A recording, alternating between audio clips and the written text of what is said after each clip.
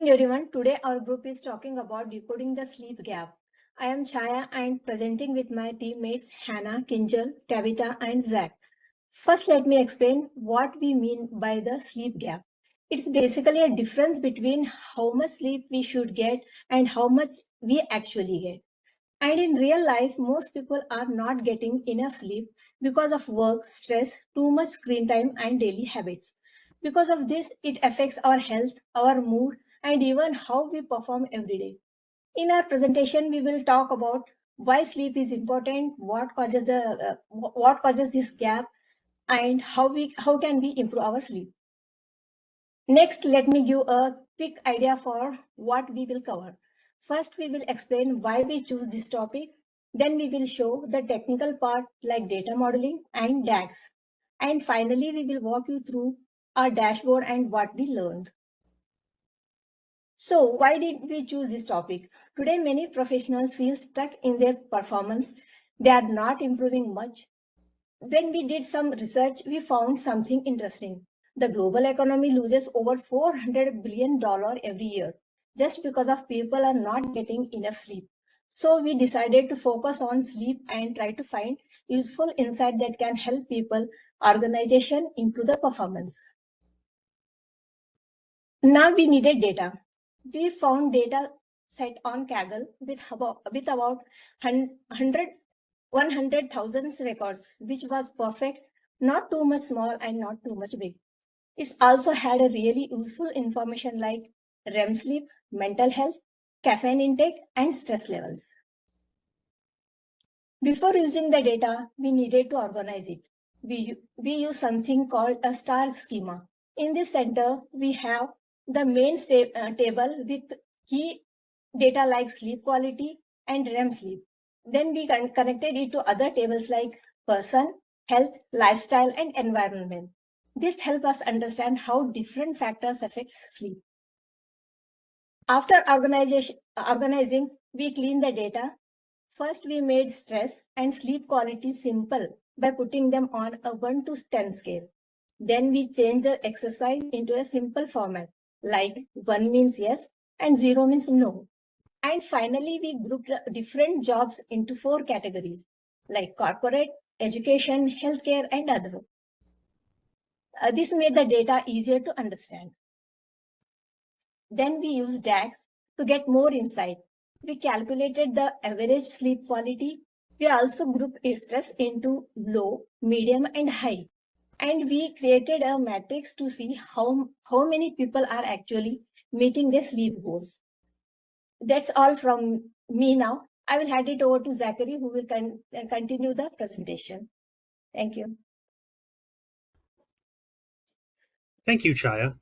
Now, before we go into our insights, let's first take a look at the visualization to get context.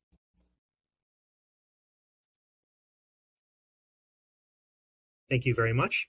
The first section of our visualization features the overview, where we have key performance indicators such as total participants, average sleep quantity score, average percent of sleep spent in REM, or rapid eye movement for short, and the average time taken for a nap. In addition, we have our first 2 insightful data pieces. The first one being our distribution of participants being vulnerable to a sleep disorder, which, as you can see here, over half have no risk currently, but a third of participants are at least at mild risk. In addition, we also show a chart that shows people in healthcare hold the highest stress levels, with education and corporate roles being tied and miscellaneous other jobs hosting the least stress. My teammate Kinjal will now go over the lifestyle section. Thank you so much, Jack. So now moving forward with the lifestyle impact, our research shows that the lifestyle is the most important factor in sleep quality. Here is what we found. Bedroom temperature. This is simple but effective fix. Keeping our room between 60 and 70 degrees is the sweet point that most guarantee a high sleep score. Daily activity. To make our sleep result consistent, focus on movement, taking 6,000 to 10,000 steps a day, act like an anchor, ensuring you get steady, reliable rest night every day. Moving forward with the screen time, the biggest impact happened at the start. Cutting out screen entirely before bed significantly boosts quality. Interestingly, using a phone for 50 minutes or 150 minutes causes similar damage.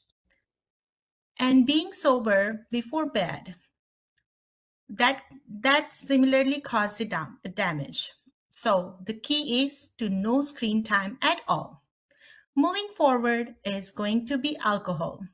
Much like screen, being sober before bed gives you the best out of deep rest, while more drink makes sleep worse. The biggest drop in quality happens as soon as you have the first drink.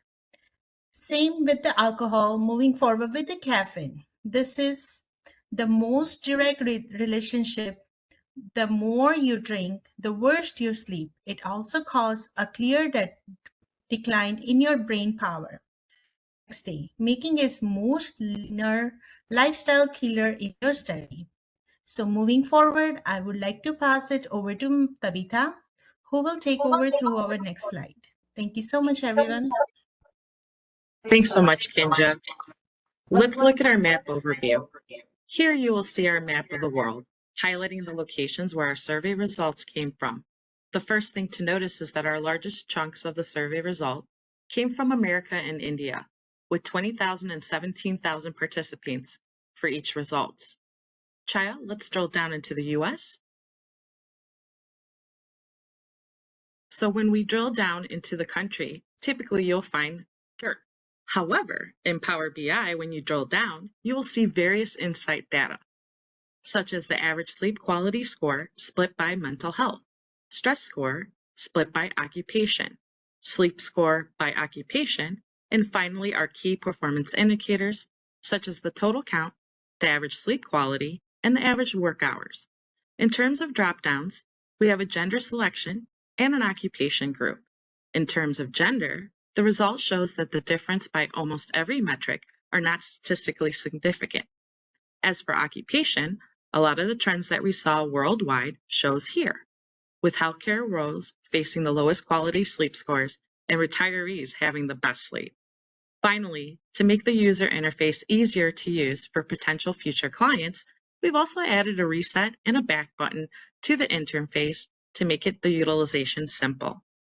Let's move on to our sleep performance tab.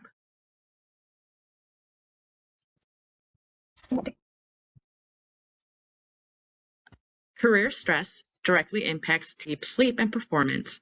High pressure roles in corporate and healthcare shows a dangerous drop in rest quality during the week. This lack of restorative sleep leads to lower performance scores and higher burnout risks. To fix this, we must focus on protecting deep sleep, not just sleeping more hours.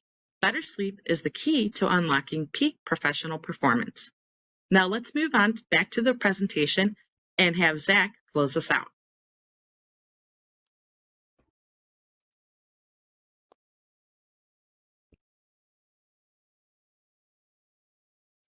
Thank you so much, Tabitha. With our data visualization demonstrated, let's get into some of the key insights from our data. Our primary key performance indicator was sleep efficiency. Learning from this, we learned that job type is a much stronger predictor of poor sleep than even age or even caffeine intake. As for every 1 point increase in stress, there's a roughly 0.6 point drop in sleep quality. If we were to publish this to the Power BI service, we would enable automated refreshes and implement row-level security to ensure privacy while maintaining oversight. Scheduled refreshes would allow our clients to make sure they always have the most updated data to make the most valuable insights to their customers or their coworkers alike. In addition, row security would ensure that they only see what they need to, most likely limiting by country, as those statistics would be the only ones they need. In conclusion, our biggest hurdle was modeling the nonlinear relationship of sleep. This project proves that data-driven health interventions can pinpoint exactly where productivity is being lost.